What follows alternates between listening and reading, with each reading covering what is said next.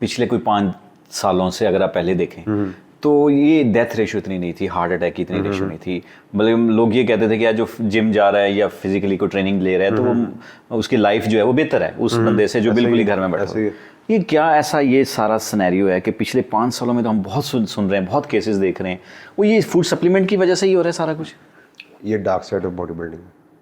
अच्छा, ये body building की डार्क साइड है। तो ये पहले भी तो हो रहे थे? इसका सीन ये होता है कि जब आप प्रोफेशनली किसी चीज़ के अंदर स्टेप इन करते हैं ना, तो वो चीज़ों के सिनेरियोज सारा कुछ चेंज हो जाता है। यहाँ पे क्या होता है, द मोमेंट आप फॉर सपोजिंगली एक स्टेरॉइड साइकिल कर रहे हैं, आपको स्टेरॉइड्स इनटेक कर रहे हैं, आपका कोई कंपटीशन है सॉर्ट ऑफ, तो उसमें एक बड़ी एक मखसूस हद होती है जिसको प्रिकॉशनरी, जिसके पीछे अगर आप कंज्यूम भी करें स्टेरॉइड्स तो आपका न्यूट्रिशन का डॉक्टर डिफरेंट, आपका डाइटर डिफरेंट होना चाहिए, आपके body test week to week चल रहे हैं, आपकी बॉडी का हर ऑर्गन मॉनिटर हो रहा है। और अगर आप अंदाजे से कर रहे हो इसको इस तरह कर ले, इसको इस तरह कर ले, तो उसके कॉन्सिक्वेंसेस आपको बर्दाश्त करने पड़ते हैं। क्योंकि मैंने आपको बात की बॉडी का मामला है, जिधर बॉडी क्लच करती है वहाँ पे गेम चेंज होती है। क्योंकि जब मुकाबला आ रहा होता है ना, तो बॉडी बिल्डर को अपनी बॉडी में से वाटर जो रिटेन्ड होता है उसको निकालना पड़ता है, ताकि स्किन के अंदर कोई भी चीज़ ना हो, मसल और स्किन और साफ नज़र आ रहे हो। वो जो मरहले हैं वो बड़े क्रिटिकल होते हैं। अच्छे कोचेज जो हैं वो अपने क्लाइंट्स को बड़े स्टेबलाइज फॉर्म में हर चीज़ को मॉनिटर करके लेके चलते हैं, इवन दो उनका एक एक मील अंडर सुपरविजन होता है। सही।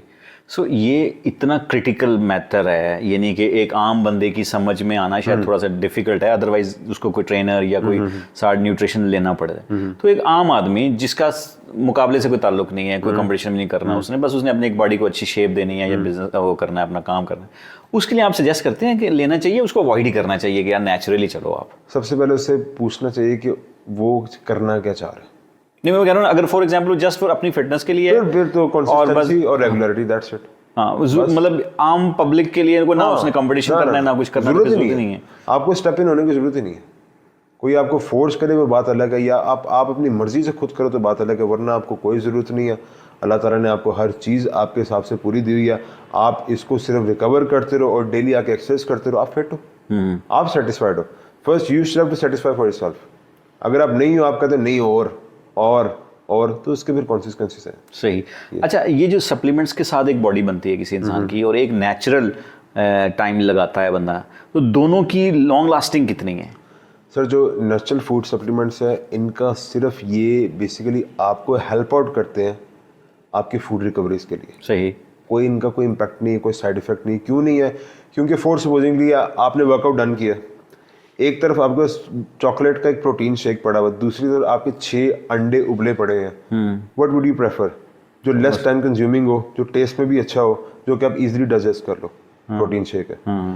प्रोटीन शेक का ये कंसर्न है, टाइम फ्लेक्सिबिलिटी को बचाने के लिए, आपके मसल्स की फास्ट इनहेंस रिकवरी के लिए प्रोटीन शेक यूज होते हैं। अच्छा, एक सिंपल मैंने जिस बताया जिम में जा रहा है बंदा, उसको कितनी प्रोटीन डेली बेसिस के ऊपर चाहिए? उसका क्या डाइट प्लान, एक बेसिक डाइट प्लान क्या होना चाहिए? बेसिक डाइट प्लान है, फर्स्ट आपका ये है कि आपका जो बॉडी वेट है उससे ट्वाइस एज मच आपको प्रोटीन चाहिए होगी। Okay. For supposingly 1 kg of body weight is equal to 2 pounds of protein.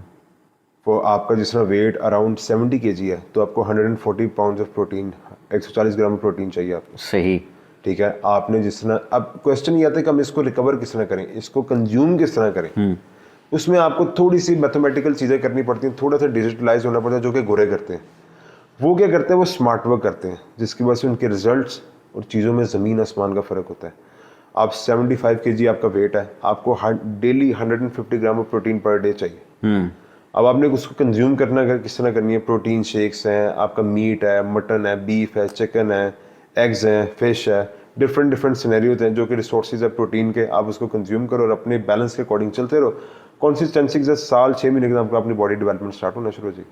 सही। बस लालच ना रखो कि जल्द, उसके कॉन्सिक्वेंसेस खतरनाक है। सही, मतलब अपना पूरा टाइम लगाना चाहिए, जो भी एक नेचुरल बॉडी का टाइम। बहुत बेहतरीन।